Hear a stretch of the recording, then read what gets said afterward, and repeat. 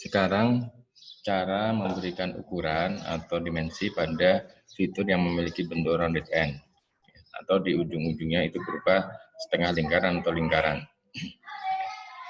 Nah, pada fitur yang memiliki bentuk rounded end, dimensi diberikan mengikuti metode manufaktur yang digunakan. Ya, misalnya kita punya komponen seperti ini, ya bentuk dasarnya adalah lempengan dengan ketebalan tertentu dan bentuk ininya memiliki bentuk lingkaran. Oke, untuk lingkaran yang luar kita berikan langsung jari-jarinya dari pusat lingkaran tersebut. Oke, kemudian yang bagian dalam, yang lingkaran kecil, kita berikan ukuran diameternya. Ya. Oke. Nah, kemudian ketebalannya.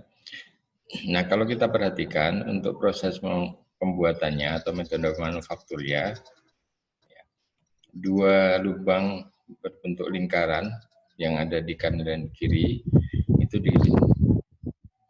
dilakukan dengan proses drilling, ya, dengan pusat pertama, kemudian drill digeser ke pusat yang kedua. Nah, seperti ini.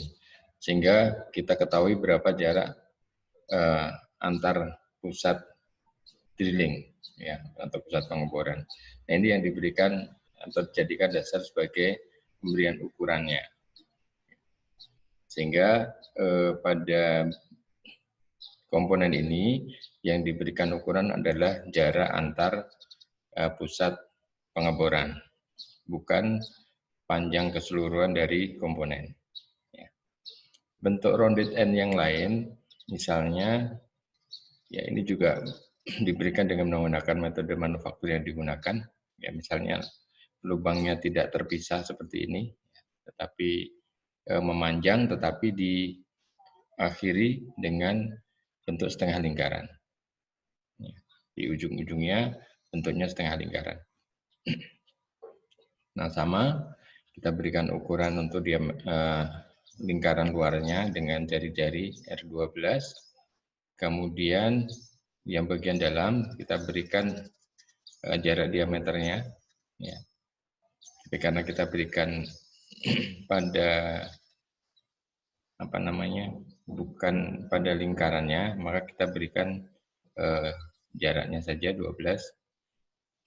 Ya, seperti ini, kemudian ketebalannya 5. Nah, kalau kita perhatikan bagaimana proses pembuatannya, ya, tentu yang pertama kita akan bor dari satu sisi terlebih dahulu seperti ini. Nah, kemudian dari titik pengeboran awal akan digeser sampai ke ujung, ya, ke akhir. Nah, kemudian diperolehlah jarak center to center, ya, jarak dari pusat pengeboran yang pertama sampai ke terakhir. Nah, sehingga kemudian itu yang diberikan dimensinya atau ukurannya.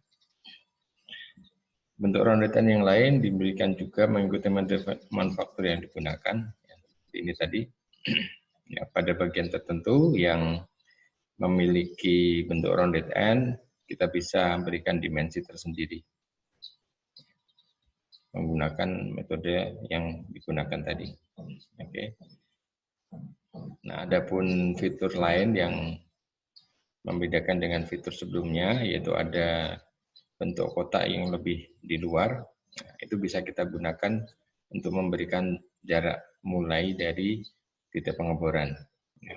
Di sini jaraknya adalah 16 mm. Ya. Oke, kemudian bentuk yang lain. Nah, ini agak berbeda dengan yang sebelumnya karena pada bentuk ini atau pada komponen ini, ya, fitur rounded end-nya terbuka, artinya hanya satu sisi saja yang memiliki rounded end, sedangkan yang sisi yang lain, yang sebelah kiri itu tidak ada rounded end-nya. Ya.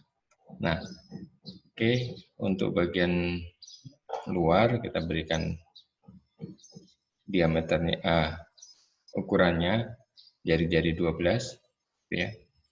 Kemudian Yang bagian dalam itu 12 mm sebagai diameternya. Nah, kemudian dalam proses pembuatannya, ya, tentu kita akan proses seperti ini, ya, di mana titik pusat awal dari pengeboran itu ada di luar, ya, jadi setengah lingkaran dari mata bor atau berjarak jari-jari dari mata bor. Ya. Kemudian bergeser sampai titik tertentu. Seperti ini. Oke.